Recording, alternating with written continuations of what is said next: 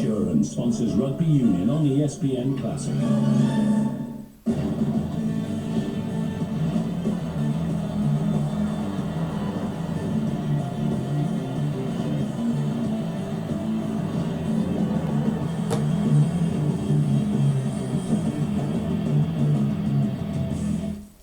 They played internationals here at Murrayfield since 1925, but in all the intervening time, I don't think Murrayfield has ever buzzed with the same air of feverish anticipation as at this very moment, as one of the great sporting occasions is about to unfold.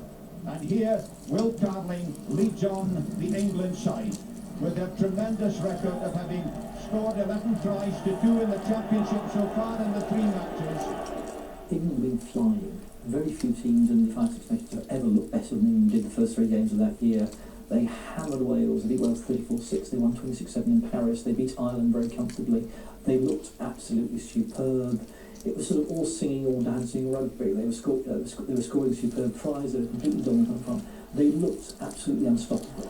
And some great cheering and some good nature going as well as England take the field. Scots have won 3 games as well. They've got there by a very different route. It's been much tougher for them. Generally being comparatively narrow victories, they've really had to fight, but they're a very tough, well-organised, intelligent side. We had sat out the middle weekend when England were playing, and England then won their 3rd game out of 3, and they had a whole month to wait for their Grand Slam, and then the whole season ultimately came down to this one match. And I have to say, looking in, and as soon as we beat Wales and we have this game to look forward to, we just decided that we were not going to speak to the press. This was a conscious decision amongst all the players and the team management. And we just said, no, we're not going to speak to the press. We'll just let the England team be the ones that speak with the press all the time. And in fact, that's what happened. And, we let them build themselves up, or let the press build themselves up. And now the Scottish team, led there by David Sow with Ken Milne just behind him. Also, you'll remember or recall that David Sow, the captain, led the team out, and we marched out onto the field. It was very slow, it was very deliberate, and you speak to some of the England players that played that day, and they thought, oh my goodness, what the heck's happening now? And they suddenly sensed that we had gained a psychological advantage even before the matches started, which for me was fantastic.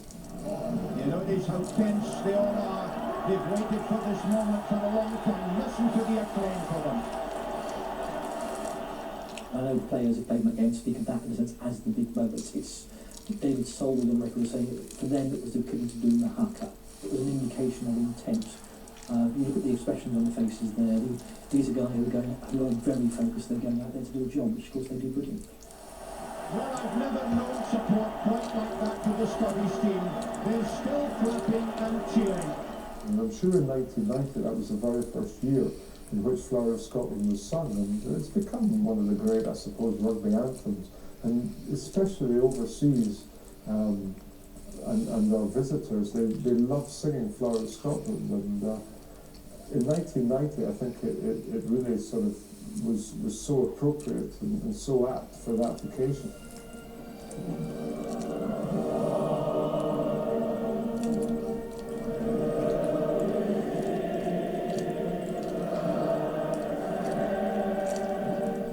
Well, I suppose it really depends how much your average English rugby player knows about 14th century history. I think certainly whether or not they understood the significance of the precise words, whether they registered who Proud Edward's army was, I think the intention to send them home with King again came through very loud and clear.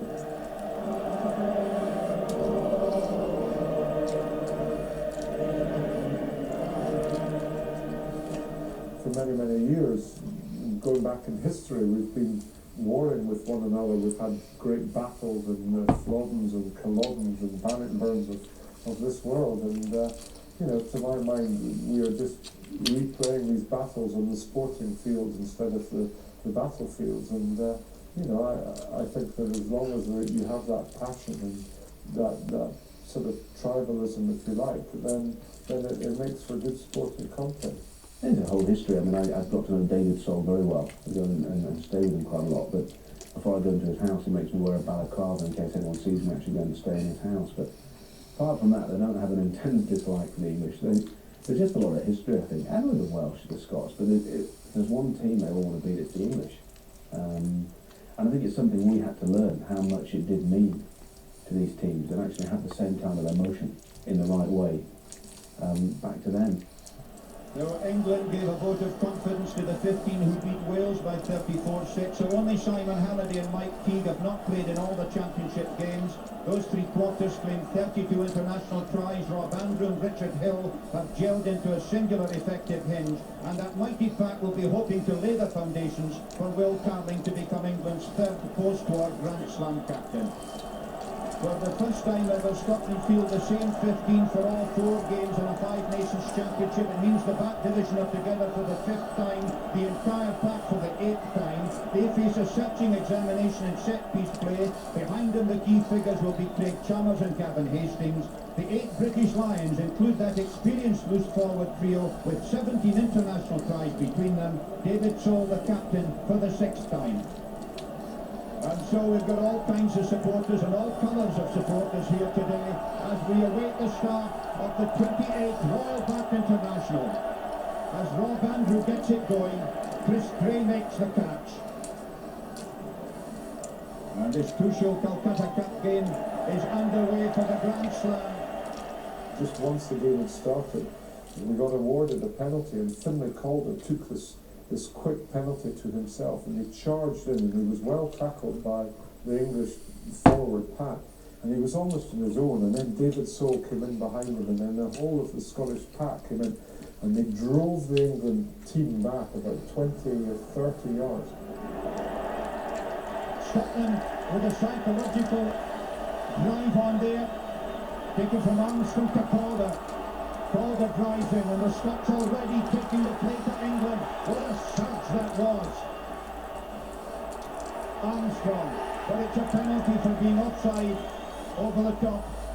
When the whole crowd was erupting, and they basically continued that pattern. Piper try, and they've won only their 3rd Grand Slam in the history of the game. 1925, 1984, and now 1990.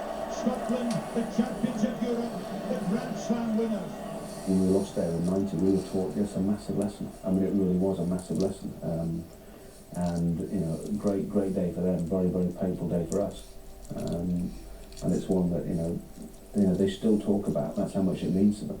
You know, in all the years I played against England, I only ever managed to win on 2 occasions, and perhaps we ran them close on another 2 or 3 occasions, but they've still got very much a much better record than certainly the Scots have against the English. So you have to be happy with your lot, and I think that I was pretty lucky in looking back to have played in a Grand Slam winning side. Scotland has only ever won, 3 Grand Slams, and to play in one of them is you've got to consider yourself to be pretty fortunate.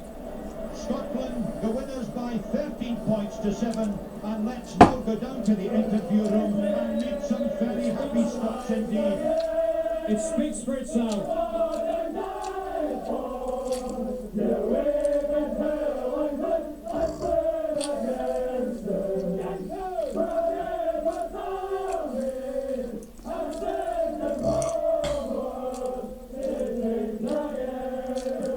David Sole, celebration, and what a fantastic game. Well, there's 14 other guys in this changing room, and Derek White as well.